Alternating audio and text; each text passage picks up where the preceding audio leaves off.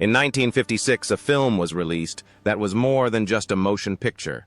It became an event, a monumental milestone in history, The Ten Commandments. Premiered and left a deep and indelible mark on its audience, with its story of the life of Moses from an Egyptian prince to the liberator of the Hebrew people.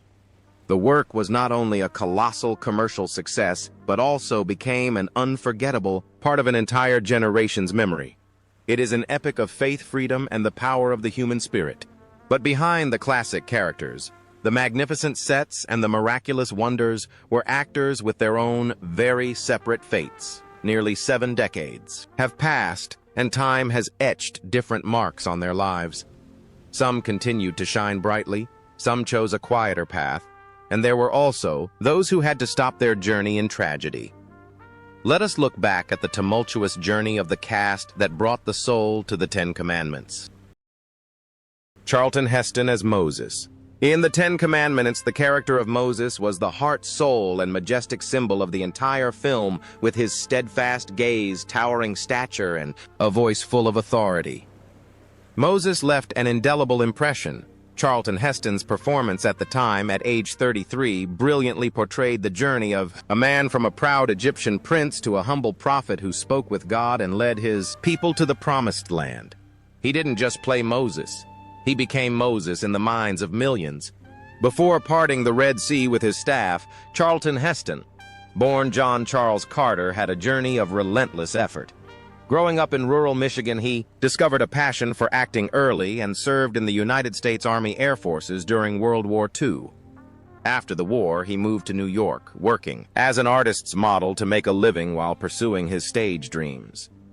It was his roles on Broadway that brought him to Hollywood. His career took off, with roles in grand epic films.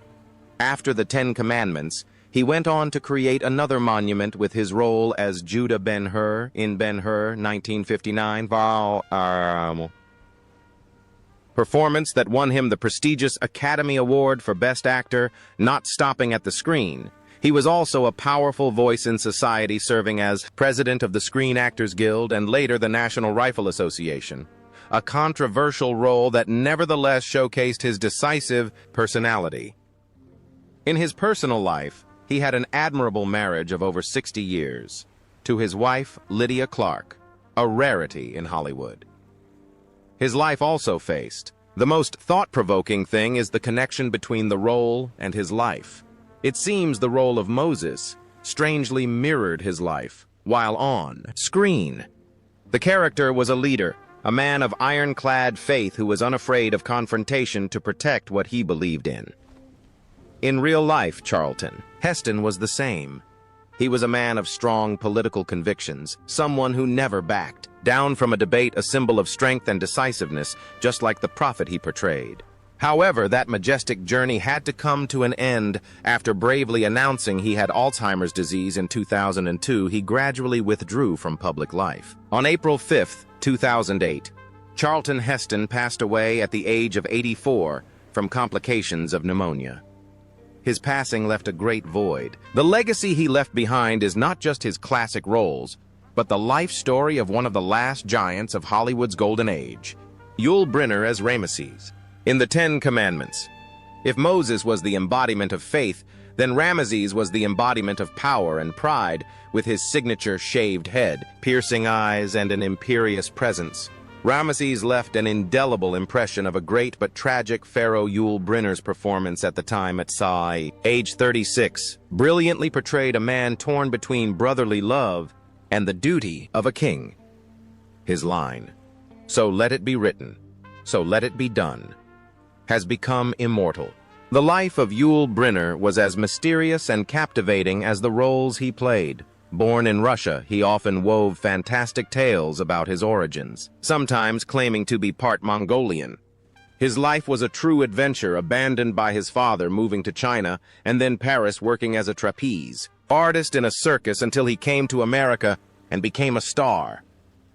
The peak of his career came in the same year as the Ten Commandments, when he played the King of Siam in the musical The King and I on both stage and screen, a role that won him both a Tony and an Oscar, a rare achievement.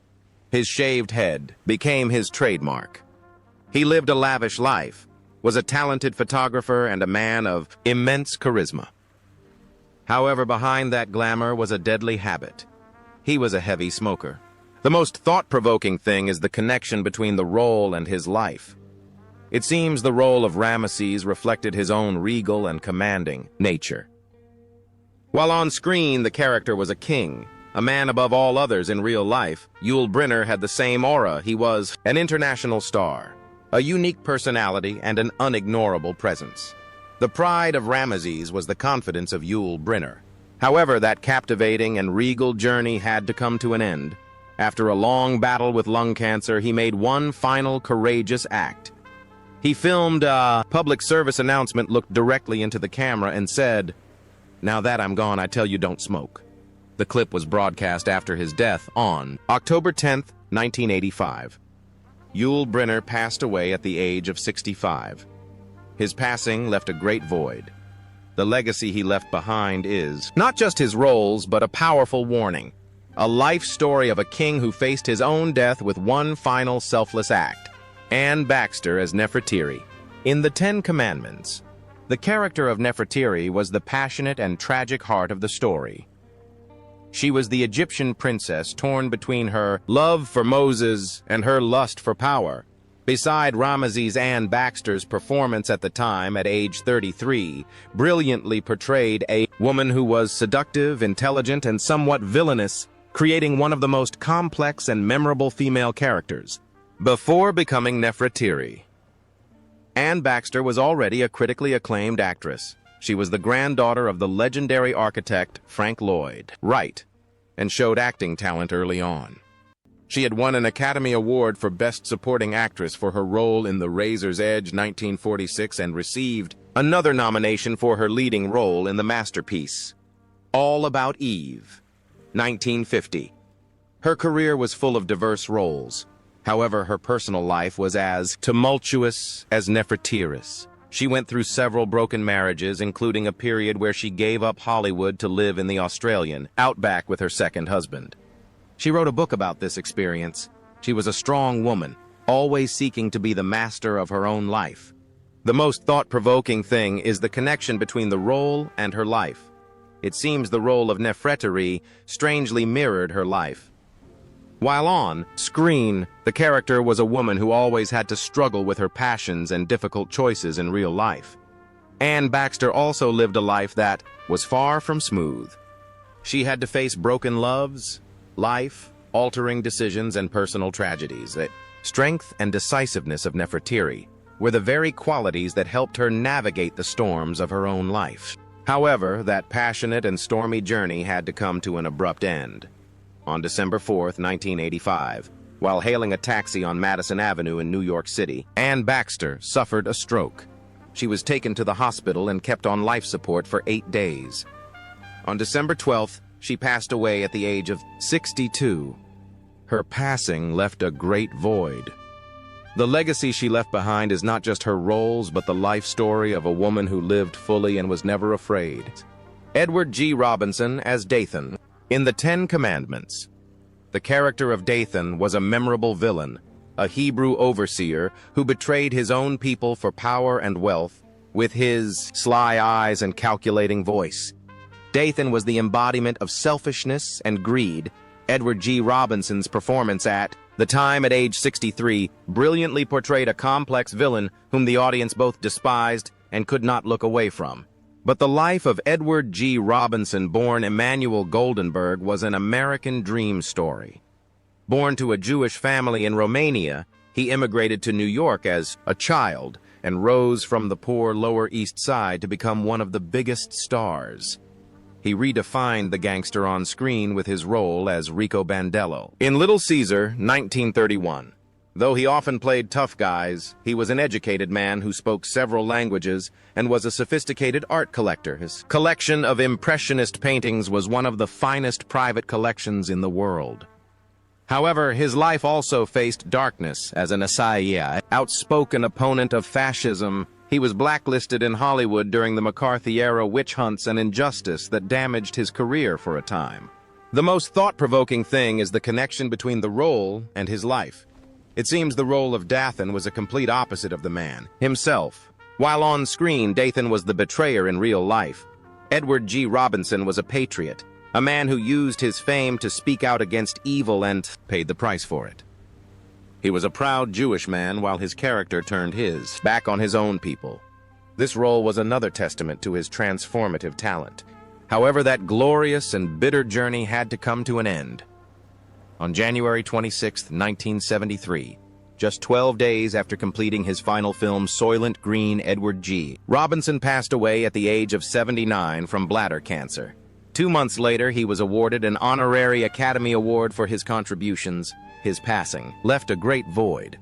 The legacy he left behind is not just his classic gangster roles, but the life story of an immigrant who conquered Hollywood and never lost his conscience. Yvonne De Carlo as Sephora. In the Ten Commandments, the character of Sephora was the embodiment of grace and quiet strength. She was the daughter of a shepherd who became the faithful wife of Moses, his peaceful harbor during his years of exile. Yvonne De Carlo's performance at the time, at age 34, brought a radiant beauty and a steadfastness to the role, creating a necessary balance to the epic scale of the film. Before becoming Sephora, Yvonne De Carlo, born Margaret Yvonne Middleton, was already a major star of the Technicolor era.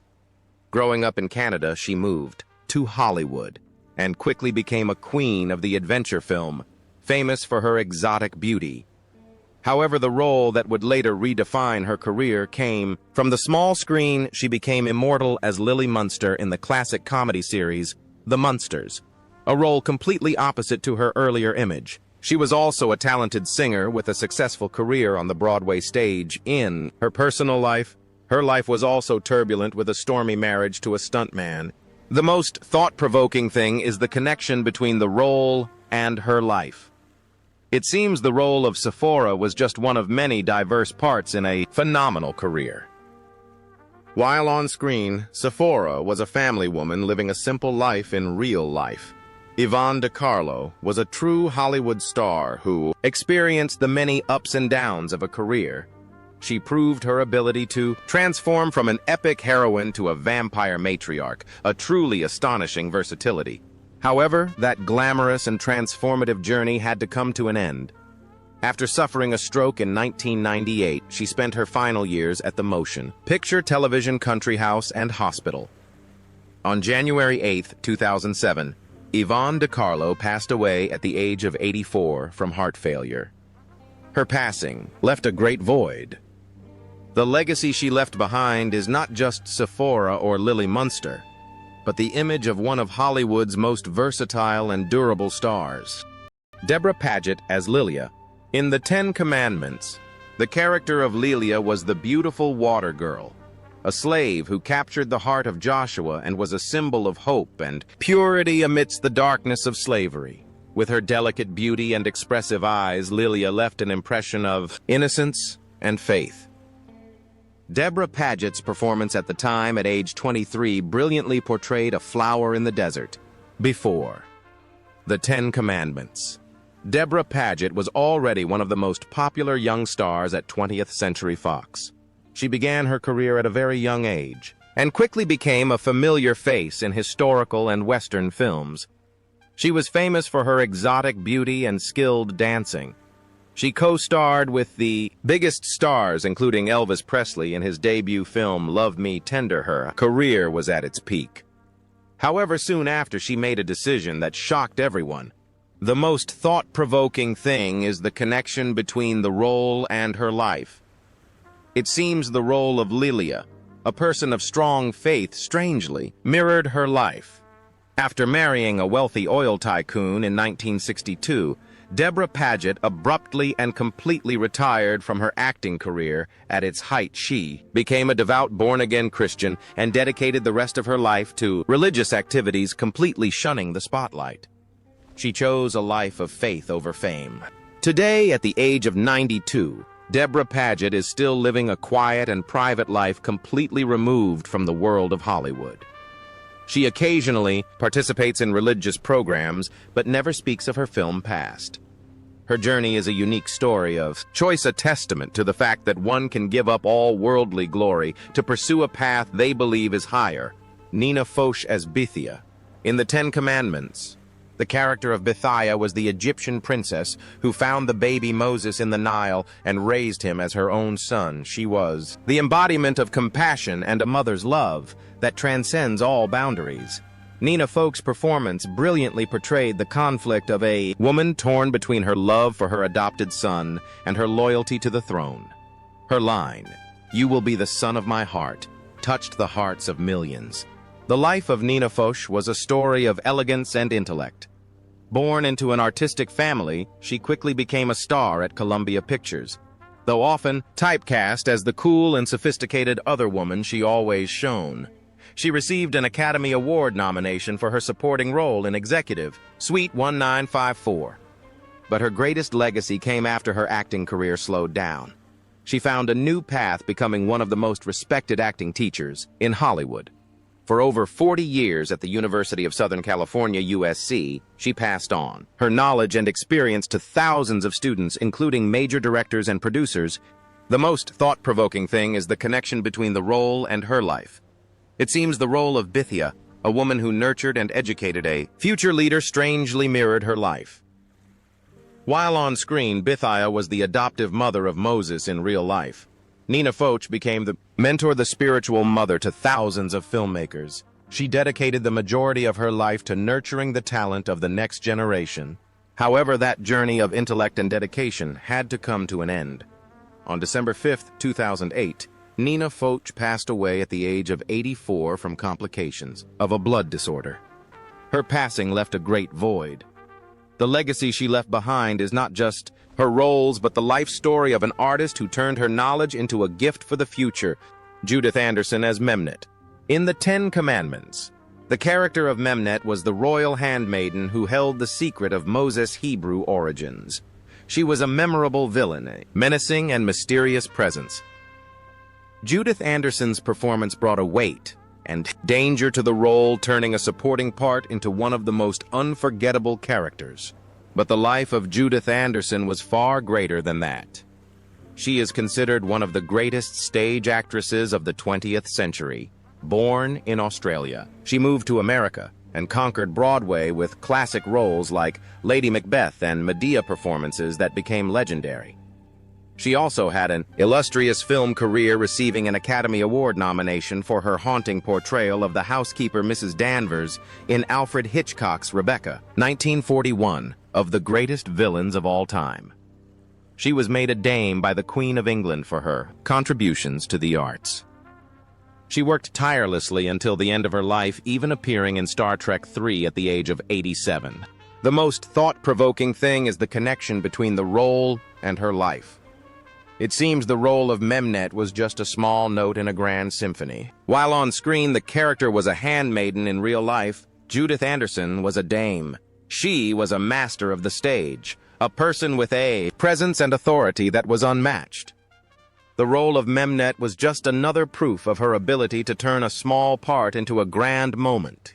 However, that powerful and great journey had to come to an end. On January 3, 1992, Judith Anderson passed away at the age of 94 from pneumonia. Her passing left a great void. The legacy she left behind is a gold standard for the art of acting, a life story of one of the greatest actresses ever to step onto a stage, Olive Dearing as Miriam. In the Ten Commandments, the character of Miriam was Moses' faithful older sister who watched over her baby brother's basket on the Nile and had unwavering faith in his mission. With her gentle and quiet strength, Miriam was the personification of hope. Olive Dearing's performance was an excellent portrayal of a woman of steadfast faith, whose line, "He will deliver us from bondage," became one of the memorable moments. Before the Ten Commandments, Olive Dearing was already a highly regarded stage and television actress. Growing up in New York, she and her brother, Alfred Ryder, both pursued acting careers. She had a distinguished career on Broadway, appearing in plays by the greatest playwrights like Tennessee Williams. She was also a familiar face on television and radio. She was a versatile artist, respected for her ability to act with depth. The most thought-provoking thing is the connection between the role and her life. It seems the role of Miriam reflected her own quiet but durable career. While on screen, Miriam was not the central character, but played a vitally important role in real life. Olive Dearing was also such a character actress. She was not a glamorous movie star, but she was a true artist who dedicated her entire life to her craft with quiet dignity. However, that journey of quiet dedication had to come to an end. On March 22, 1986, Olive Dearing passed away at the age of 67 from cancer. Her passing left a great void. The legacy she left behind is not just the role of Miriam, but the life story of an artist who lived fully for her passion, a true gem of the stage and screen.